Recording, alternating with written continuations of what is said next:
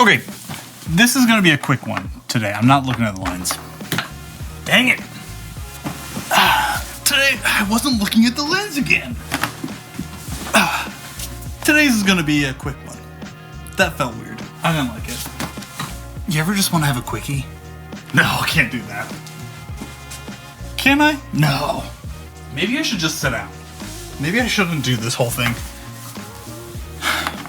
Today's video is going to be quick, despite that intro. Let's get into it. Hey everyone, welcome to the channel. My name is Zach. I'm a photographer and videographer, but more important than that, I'm a husband and a father. And today I'm talking about the easiest settings for your camera to capture every photo that you want. That's a big claim. But I think we can do it. So here's the thing. If you have kids and you're wanting to take photos of your kids, you know that life moves fast. You know that things are chaotic and hectic. And so messing around with the settings of your camera is not always ideal. Trying to always change the shutter speed and the ISO and everything like that to get your photos the way you want them, not always easy. So I think there's an easier way. And maybe you already know this, but maybe you don't, so let's talk about it. So I took my daughter and my son to the zoo the other day, and I knew that we're going to be in a lot of different changing environments, going in from dark to light. I knew that I was going to be chasing my daughter around, and so I didn't really want to have to mess with different settings. I didn't really want to have to be changing my ISO or my shutter speed or my aperture as we went. I just wanted it really easy to basically pull the camera up, focus it, and take the photo. And I think that is something that's so ideal when it comes to an everyday carry camera, especially one that you're using for families. And so I'm going to tell you how I set my camera up to do that. And while that works with my camera, it will definitely work with a ton of other cameras out there, even if you don't have this camera. So this is the Fujifilm X100F, but it should work on any of your cameras. Now, what we're going to do is we're going to put our camera into aperture priority mode. Most cameras will actually have a preset feature for aperture priority mode. The Fujifilm X100F does not. Let's back up a moment, because if you don't understand any of this, that's okay. There are three things that affect the light, that affect how much light comes into your camera. First off is your shutter speed. Second is your ISO, and third is your aperture. So your shutter speed is basically how quickly your camera takes photos. The larger the shutter speed, the quicker your camera is going to take photos. The slower your shutter speed, the slower. But that also means the slower your shutter speed, the more light that's being let in. The larger your shutter speed, the less light that's being let in. The next one is your ISO. ISO is basically artificial light, right? So the higher your ISO, the more artificial light is being introduced into your image. That also means the higher your ISO, the more grain is being introduced into your image. So ideally, you want to keep that ISO low-ish. And then the third one is aperture. And aperture is basically how much light is coming into the sensor. So if you have a lower aperture, something like 2.8 or 2.0, that means your lens is fully open. Your aperture is fully open, so a ton of light is able to come in. That also creates a shallower depth of field. So you get images where your subject is in focus, but the background is out of focus. If your aperture is larger, something like f11 or f16, that means the aperture is actually really closed, and so less light is coming in. And that also means that you're getting a much wider depth of field. So a lot, most everything is going to be in focus in your image. So real quick understanding of that.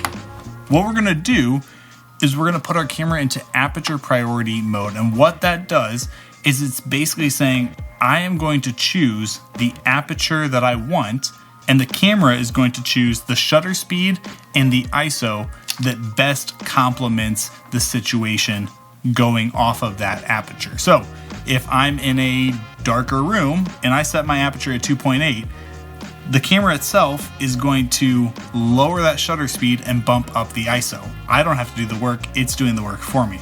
If I then walk outside and I'm in the sunlight, well then it's going to crank that shutter speed and lower that ISO, but the aperture is still going to stay at 2.8 unless I change it.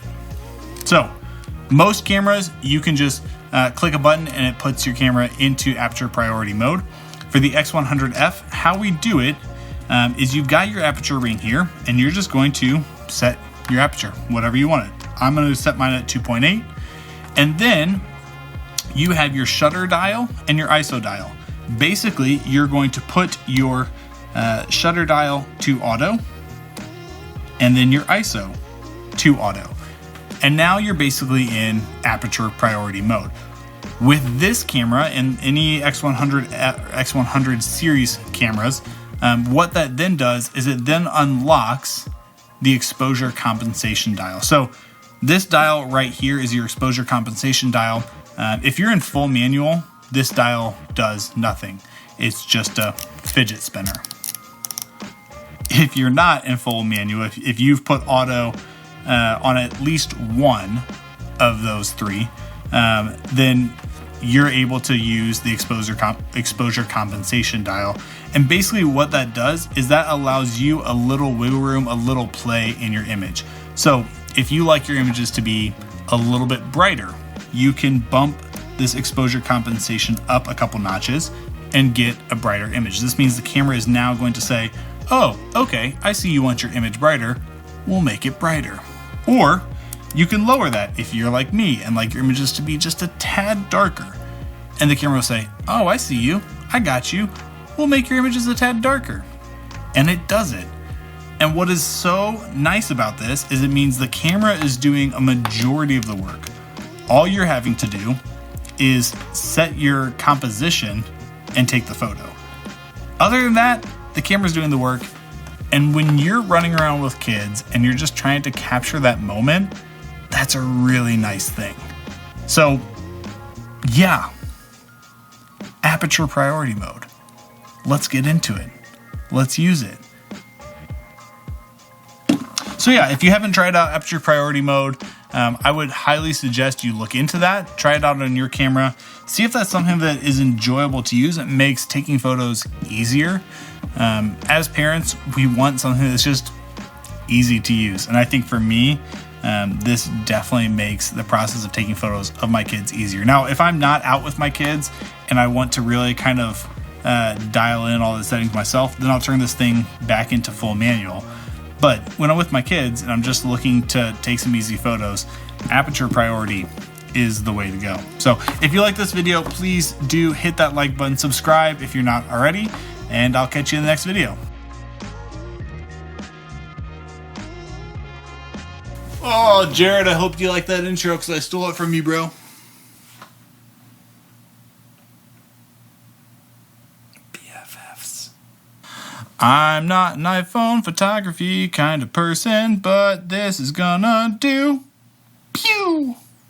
Maybe I can do it on this thingy. Deep, deep, deep, deep, pew! No, that looks crappy. You know what? Let's Peter McKinnon this ish and do a top-down photo. That's the way, I like it, that's the way, I like it,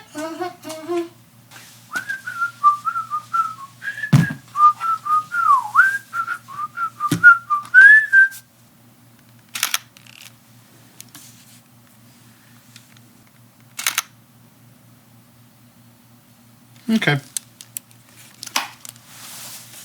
I hope you're proud of me, Peter. I doubt it. Wasn't that good.